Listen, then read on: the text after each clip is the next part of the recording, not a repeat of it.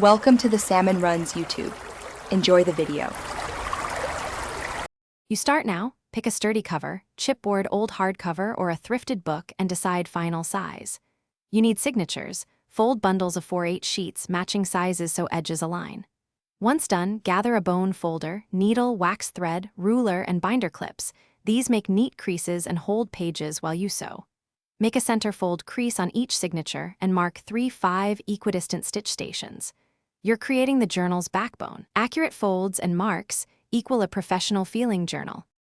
You'll stack signatures inside the cover next. Once aligned, clamp or clip the spine carefully so pages don't shift. Thread your needle with a 2-3x page length of wax thread and tie a small anchor knot. Start from the center hole outwards for pamphlet stitch or follow long stitch sequence for exposed spine.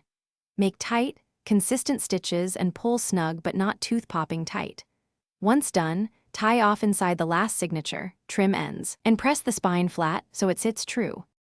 You finish by decorating and securing. First, apply a thin PVA glue layer to the spine. Once tacky, add a fabric hinge or in papers and press flat under weight for 1-2 hours.